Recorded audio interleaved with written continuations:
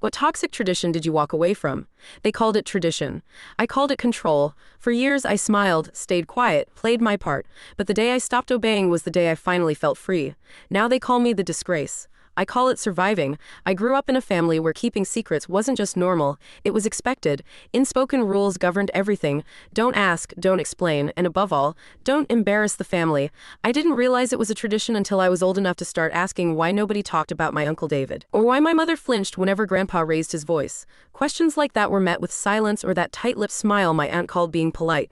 But politeness felt more like quiet suffocation. My mom was the master of it. Every Sunday dinner, she'd sit next to my dad, perfectly composed in her pressed blouse and lipstick that never smudged. She served food, laughed on cue, nodded along to my grandfather's speeches about strength and legacy. And if my brother or I ever stepped out of line, like asking why Aunt Elise was crying in the guest room, we'd get the look, that cold stare that warned, "You do not speak of these things." I didn't know what exactly was being hidden, but I felt it. The weight of it. And eventually, I learned how to carry it too. I kept quiet when my cousin showed up with bruises and claimed she fell. I smiled and said nothing when my father told my mother she didn't need to work because no one wanted her ideas anyway. I played the part because that was the rule, pretend. Always pretend. But things began to crack when I turned 15. It started small. I got invited to a sleepover at a friend's house, nothing unusual. But when I got back the next morning, my mother was standing in the doorway like a statue, arms crossed, lips white with pressure. She didn't say anything until the door shut behind me. Then, in a voice I didn't recognize, she asked if I told anyone about our family. Confused, I said no because I hadn't. She asked again, louder. Did I mention Grandpa? Did I bring up what happened last Christmas? Did I say anything about the money? I didn't even know what she meant. What happened last Christmas? The only thing I remembered was my dad screaming into the phone in the garage and my mother crying in the bathroom. That wasn't exactly new. I told her no again. And that's when she slapped me, hard, not like a punishment but like fear. Like she needed me to shut up before I accidentally said something that could collapse the whole illusion. After that, I started paying more attention. There were little clues everywhere. Shredded mail in the outside trash bin. My uncle whispering in the hallway after midnight. A man I didn't recognize handing my grandfather a thick envelope at the edge of the yard. Like something out of a movie, once, when my mom was out, I found a stack of cash in the linen closet, wrapped in electrical tape and stuffed inside a hollowed-out Bible. I didn't take it. I didn't even touch it. But I remember standing there, staring at it, wondering what kind of family tradition that was supposed to be. By the time I graduated high school, I had learned how to fake everything. I knew which questions to avoid, how to smile in photos, how to redirect conversation when someone asked too much. It wasn't just me. My brother did it too. He was better at it, actually. He kept to himself, focused on sports, followed the rules, but sometimes, late at night, I'd hear him pacing his room like he was walking off something heavy. He never talked about it. We all knew better. The breaking point came the year I turned 21. It was Thanksgiving. Everyone was there. Cousins, uncles, spouses, a few strangers I didn't recognize. My grandfather stood at the head of the table, carving the turkey with the same knife he used every year, telling the same tired story about how our family pulled itself up from nothing. That speech was a tradition. So was the moment he'd glare down the table at my cousin Alicia and mutter, "Some of us forget where we came from," because she dared move out of state and start her own business. We all laughed, fake and hollow, just like every year, but that year, something shifted. My cousin Emily, Alicia's younger sister, brought her girlfriend. Bold move, brave. No one said anything at first, just awkward smiles. But after a few glasses of wine, my uncle turned to her and said, "So when are you going to stop playing pretend and bring home a real man?" The room fell into that familiar silence, like someone had just yanked all the air out. I looked at my mom. She did nothing. Just reached for the cranberry sauce. Emily blinked a few times, smiled, too wide, and said, "I'm not pretending," my grandfather snorted. "You can play your games out there, but don't bring them to this table." That's not how we do things. That's when I lost it. I stood up. My hands were shaking so bad I could barely hold my fork. I didn't yell. I didn't cry. I just said calmly, "Then maybe it's time we stop doing things your way." The room went still. My father looked like I'd just spat on the flag. My mother's eyes begged me to sit down. But I didn't. I kept going. I said I was tired of pretending. Tired of the rules. Tired of protecting people who didn't deserve protection. I said I remembered last Christmas. The screaming, the threats, the way my uncle grabbed my aunt's wrist hard enough to leave marks. I said I remembered the money, the secrets, the way Emily wasn't allowed to be herself in her own damn family. I said maybe our traditions weren't traditions at all, just excuses for bad behavior passed down like heirlooms. And then I left. I drove 6 hours that night, shaking the whole time. I ended up at Alicia's place, where she poured me tea and said, "I've been waiting for someone else to say it. They haven't spoken to me since. Not one call, not even a message when my grandmother died the next year. They tell people I had a breakdown, that I got involved with bad influences, that I lost my values. But I didn't lose anything. I left it behind, because I finally understood some traditions are just trauma with better PR. And breaking them, that's not betrayal, that's survival." I moved in with Alicia for a while after that. Her apartment was small, 2 bedrooms and a cluttered kitchen full of takeout menus and half-read books, but it felt like a different world. Nobody tiptoed around conversations there. Nobody whispered in hallways or lowered their voice when someone knocked. I remember the first night I stayed over. I couldn't sleep. I kept waiting for someone to call, for my dad to show up, for my mom to beg me to come home. But the phone never rang. No one came. On the third night, Alicia sat down beside me on the couch with a bottle of wine and asked, "Do you want to know what really happened that Christmas?" She was talking about the year before the Thanksgiving explosion, the one my mom had grilled me about. I nodded, and for the first time in my life, someone in my family told the truth. It wasn't just a fight in the garage. My father and uncle had been in business together, something unofficial, something cash-based. Alicia never knew the details, just that there was a lot of money being moved under the table. When my uncle tried to back out, things got ugly. Threats were made. Doors slammed. My mother ended up with a black eye from the kitchen cabinet. My Aunt Elise had packed bags and left in the middle of the night, then came back 2 days later like nothing happened. And all of it, all the yelling, crying, damage, got wrapped up in silence and served with mashed potatoes the next day. "Family first," Alicia said. "Even if it kills you, it all made sense then. The envelopes, the hollowed-out Bible, the way my mother panicked any time someone asked too many questions. It wasn't just control, it was preservation.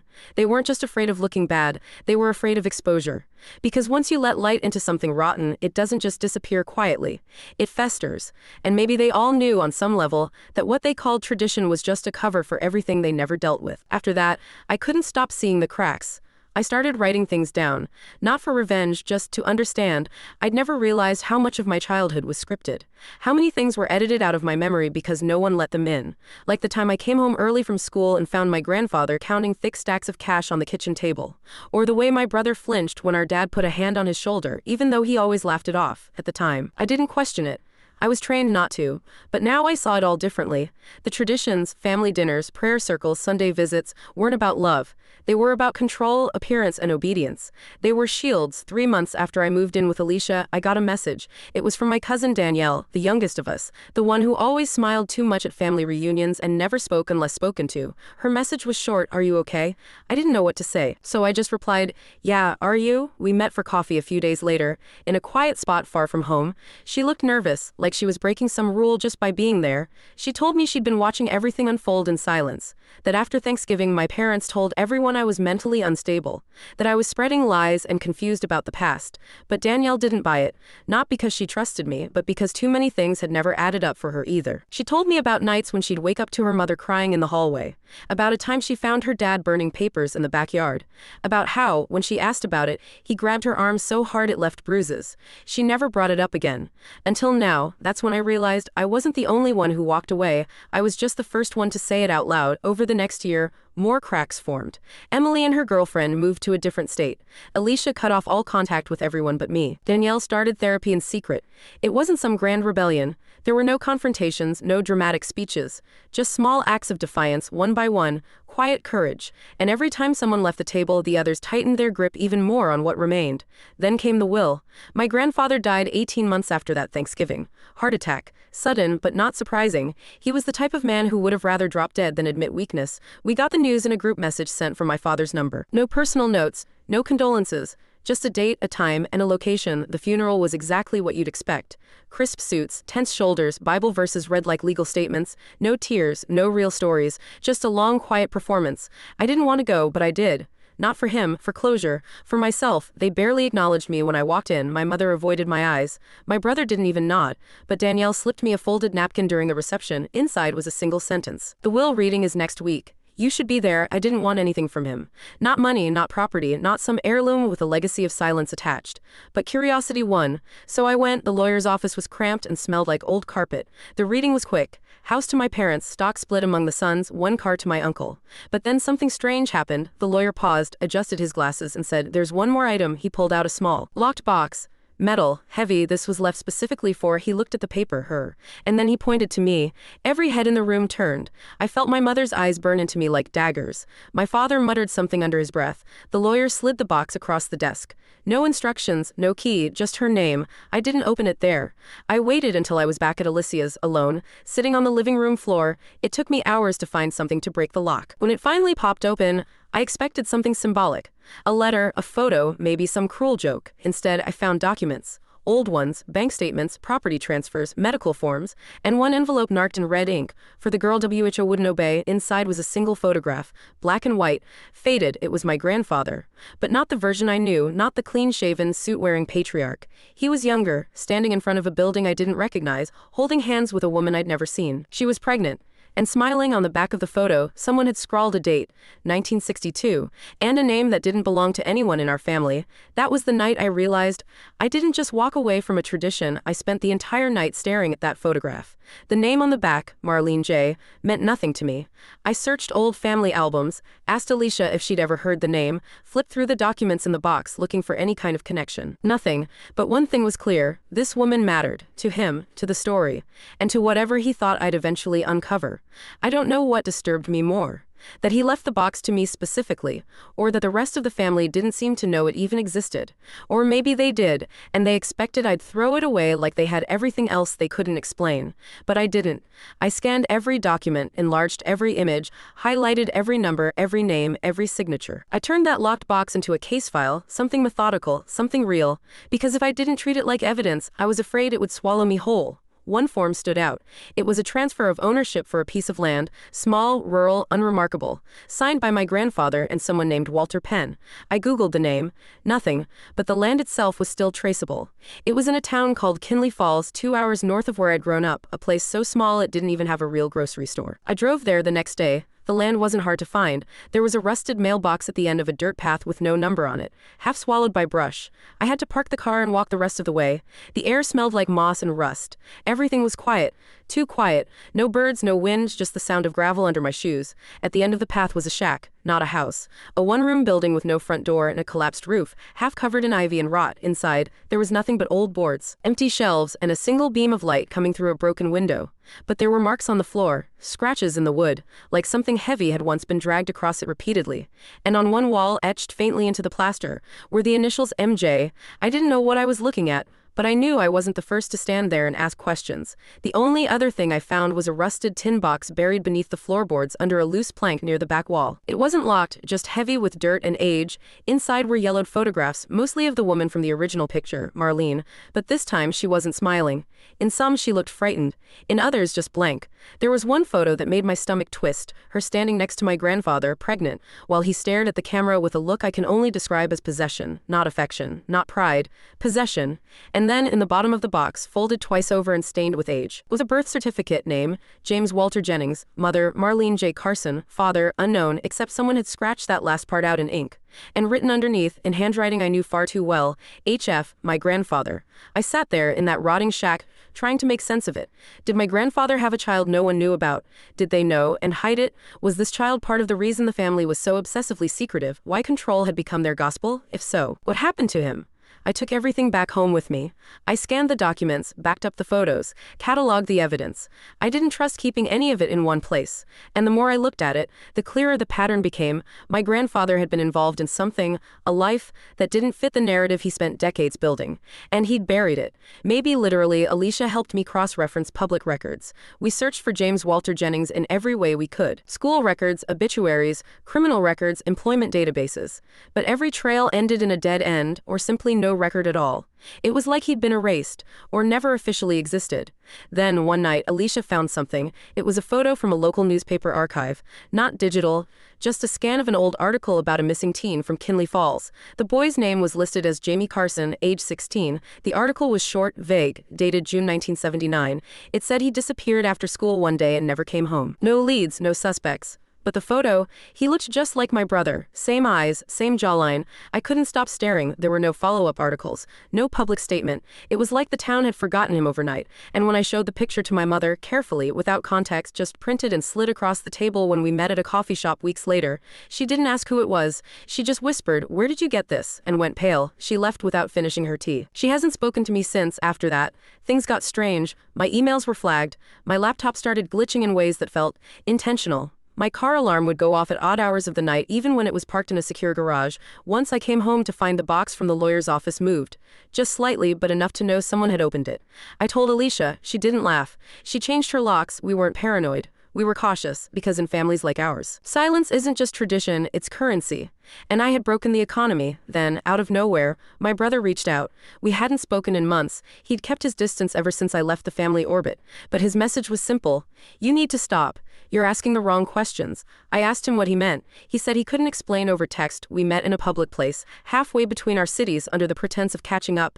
But he looked like hell, thinner, pale, like someone who hadn't slept in weeks. "I don't know everything," he said, "but I know enough to tell you that whatever you're digging up, they buried it for a reason. And it wasn't just shame. It was survival." He paused, looked around, lowered his voice. "Do you remember the summer Grandpa sent us away for that trip? Said it was a family heritage program?" I did. Vaguely. We were maybe 10 or 11. It was a weekend retreat at some old church camp upstate. I barely remembered anything except bonfires and a weird counselor who told us not to ask about the locked shed behind the dining hall. "Jamie was there," my brother said. "I didn't remember until I saw the photo you posted." I froze. "What do you mean he was there?" He nodded slowly. "Not as a camper, as staff, but he didn't go by Jamie. They called him Walt." He was quiet, but he watched us, like he knew us. I didn't know what to say. "I think he tried to run," my brother said, "and I think someone stopped him." After that conversation with my brother, I didn't sleep for 2 nights. I kept replaying the details in my head, the name Walt, the locked shed, the summer camp one barely remembered. I even went digging for old photos and found a single blurry group shot tucked in one of my mom's albums. Most of the faces were familiar. Kids, counselors, a few local volunteers. But near the edge, half cut off and barely visible, was a young man in a staff shirt, standing stiffly with his hands behind his back. The photo was too faded to be sure, but something about the tilt of his head made my stomach twist. I showed it to Alicia. She stared at it for a long time before saying, "If they sent you there to forget, they didn't do a very good job." That camp had been organized by a local religious group, one that my grandfather had been donating to for decades. Their public face was all charity work and youth outreach, but a quick dive into their records revealed a web of shell companies and tax shelters. One name kept popping up in the financials, H. Franklin Holdings. That was my grandfather's full name, Harold Franklin Jennings. He hadn't just donated, he'd helped fund it. I made a call. Said I was writing a piece on historical camps and asked if they had any old records or newsletters. The woman on the phone was polite but guarded. Said most records had been lost in a flood. When I asked if any former staff from the late 70s were still in touch, she said, "We don't keep contact information for anyone who didn't complete the program." Her voice tightened on that last phrase, "didn't complete the program." I thanked her, hung up, and sat staring at the wall for a full minute. Alicia said it first. "What kind of summer camp has a program people don't complete?" We had to go back. The campgrounds were still there, technically active, though mostly used now for retreats and corporate team-building weekends. I registered us for a 2-day spiritual reflection experience, and by some miracle they accepted. The drive was eerie. I remembered parts of it in flashes, the winding road, the wooden arch at the entrance. The way the trees seemed to close in tighter the farther you got from the main road. The cabins were refurbished, the chapel had been modernized, and there was a new main lodge. But the woods were the same, and so was the shed. It looked like it hadn't been touched in decades. No sign, no path, just a rotting structure nestled behind a thin tree line. We waited until dark. It took us 10 minutes to pry the rusted lock off the door. Inside was dust, darkness, and the stench of mold, at first glance. It was empty, just shelves, boxes, some broken furniture. But under the floorboards, again, was something hidden. This time it wasn't photos or documents. It was a binder. Inside, attendance lists, handwritten evaluations, incident reports. Most of the names were redacted, thick black marker over every line. But someone had missed one page, or maybe it had been added later. It was wrinkled, tucked in the back, dated July 3, 1979. Subject Walt J. Status unfit, relocation advised. Incident escalation during meal hour. Verbal aggression. Non-compliance. Inappropriate questions regarding funding and procedures. Recommended action. Transfer to Program B. Restricted supervision. Signed HFJ, my grandfather. I didn't understand everything I read that night. What was Program B? Where was he transferred? What exactly was this camp doing behind the front of faith and tradition? But I knew one thing, Jamie or Walt or whoever he was had found something, had pushed too far. And then he vanished. We left the campgrounds before sunrise, hearts pounding like we were fleeing a crime scene. We didn't talk for the first hour. We didn't need to. Once home, I called Danielle, told her what we found. She came over that same night holding a box of her own, letters, journals, snippets of conversations she'd written down over the years. Things her parents said when they thought she was asleep. Things her uncle once muttered at a barbecue when he was drunk. She hadn't known what they meant until now. There were pieces of the story scattered everywhere, and all of us had been carrying fragments. But together, it began to form a pattern. A quiet, unofficial program run through the camp, designed not just for faith formation, but for behavior control, for re-education, and if someone resisted, they were transferred. Transferred where, we still didn't know. But one letter stood out. It was from my grandmother, dated sometime in 1981. Addressed to M. Short, almost cryptic. He still asks about the boy, sometimes in his sleep. You were right not to sign anything. Keep the photos safe. I will send the tape when I can. Please don't write back. We didn't know who M was, Marlene or someone else, and what tape. We searched everywhere, every thrift store, storage facility, estate sale within driving distance of Kinley Falls and our hometown. We looked through newspaper classifieds, message boards, even old church newsletters. And then one day, Alicia found a listing in an estate auction, unclaimed storage units from a rural facility outside of town. One unit contained religious tapes, books, vintage electronics, and assorted household items. The address matched a rental facility we later confirmed had once been under a company owned by my grandfather's associate, Walter Penn. We bid on the unit, won, drove out with gloves and bolt cutters, unsure what we'd find. There was a lot of junk, moldy hymnals, dusty VCR players, a box of cassette tapes with no labels, but in the bottom of a locked metal cabinet beneath a pile of rotted robes was a camcorder. Inside a tape, we had to find a player to watch it. Ended up at a local library archive room. The tape was degraded, grainy, flickering, with warped audio. But the image was clear enough. It showed a room, concrete walls, no windows, one chair, a boy sat in it. Thin, arms crossed, mouth tight with fear or rage or both. He was maybe 16. There was a timestamp, June 25, 1979, a voice asked him a question. Muffled male, do you understand why you're here? The boy didn't answer. The voice repeated, sharper now. Do you understand what you've done? Still nothing. Then the boy looked straight at the camera and said, they're not going to forget me. The tape ended there. We sat in silence for a long time. We had no idea what happened after that recording. No record, no police reports, no body, no obituary, just that final, defiant stare. He was right. We didn't forget him, and now neither will anyone else. We digitized the tape, made 3 copies. One stayed with Alicia. One I locked in a bank deposit box under a different name. The third, I mailed anonymously to a journalist I'd once heard on a podcast covering deep-buried institutional abuse. I didn't include a return address. I didn't even include a note, just the tape and a printed page with the name Jamie Carson and the date June 25, 1979. A week passed. Then too, I almost convinced myself nothing would come of it. Then I saw her post online. It was subtle. A tweet buried under her usual content, but it had my photo from the camp pulled directly from the video, blurred, cropped, but still unmistakable. Her caption read, still digging. If you know anything about Kinley Falls 1979, send it my way. It's worse than I thought. I didn't reply. I didn't retweet, but I watched her feed daily. Meanwhile, the silence around me grew heavier. Danielle said her father started acting paranoid, checking locks, closing blinds, snapping at questions. Alicia noticed someone following her twice, the same car parked near her building in the evening, engine running. One night, I came home to find my front door ajar. Nothing was taken, nothing was broken, but someone had been inside. I changed the locks that night, and then came the funeral invitation, not an actual funeral, a memorial service, for my great-uncle Vincent, a name I barely remembered from my childhood, a man who used to give long toasts and fall asleep in armchairs. But it wasn't his death that felt strange. It was who sent the invitation, my mother. No personal message, no apology, just a card, handwritten with the location, time, and a quote from Corinthians. It arrived in a plain envelope with no return address. I wasn't planning on going, until I checked the location. Not a church, not a cemetery, a lodge, the same lodge where the summer camp's spiritual reflection events were now held. The same place Alicia and I had pretended to visit months earlier. Coincidence? Maybe, but I went. The lodge was filled with the usual faces. Stoic aunts, uncles in stiff jackets, cousins trying not to look like they'd rather be somewhere else. My mother wore dark blue instead of black. Her hair was pulled back tight. She didn't smile when she saw me, but she didn't look away either. The service was short, bland.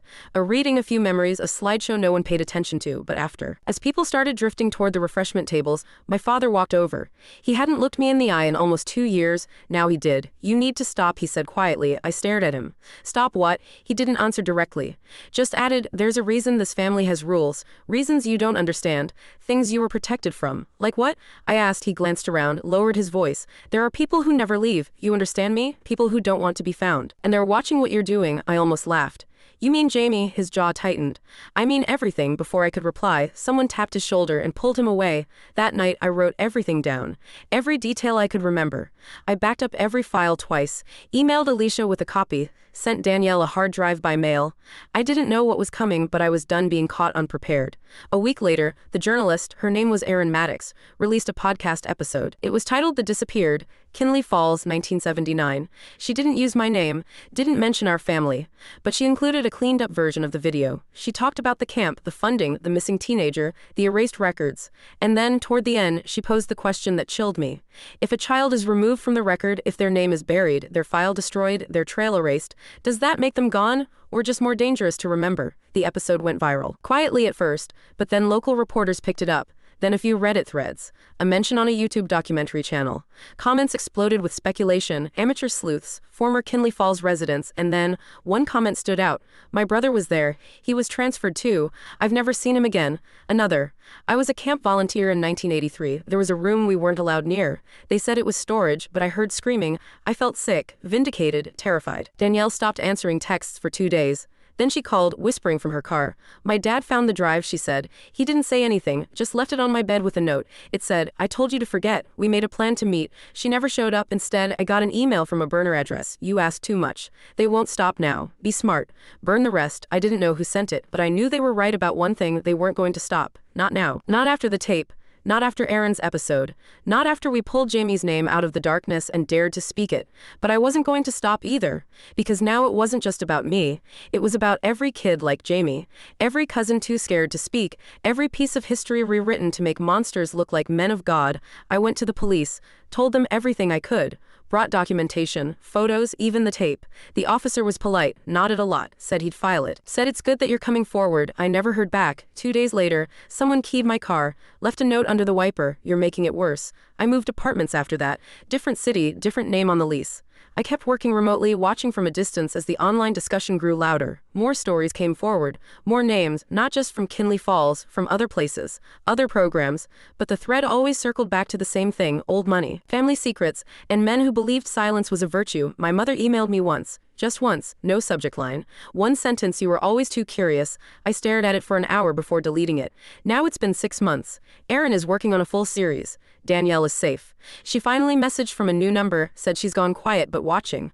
Alicia and I talk every day. We don't use real names in messages anymore, just codes. We've learned how to speak without saying anything that can be tracked. But the truth? It's still out there, the records are buried, the names redacted, the building demolished, but someone remembers, and someone, maybe even Jamie, was right. They're not going to forget him, and neither am I. I've thought a lot about how to end this post, not just because it's long, longer than I ever expected, but because endings in my family were never real. We didn't end things, we ignored them until they rotted. We didn't talk about missing people, we didn't say the word abuse. We didn't admit what we remembered, and we never admitted what we forgot on purpose. But I remember now, all of it. The traditions were never about love, they were about erasure. About turning pain into ceremony, about rewriting shame into silence and calling it heritage. I used to think our family was broken, but we weren't broken, we were manufactured. Every story, every smile, every Sunday prayer, carefully curated to keep us in line. So here it is, the final thing I'll say about all of this, at least for now. Jamie was real. Whether you want to call him Walt, or the boy from the tape, or just another name that disappeared when it stopped being convenient, he existed. He asked questions, he saw something he wasn't supposed to, and then he was taken somewhere for his own good. And none of us were ever supposed to remember he was part of us, but I do. I remember the way my grandfather smiled when he talked about clean bloodlines. I remember the way my mom would freeze at the sound of my questions. I remember the whispers during holidays, the bruises we all pretended not to see, the envelopes that passed hands in the hallway, the time my aunt locked herself in the bathroom and no one dared to knock. I remember the camp, the shed, the program, the way they talked about obedience like it was sacred and fear like it was protection. I remember everything they wanted erased, and now I won't stop remembering, because I know they're still watching.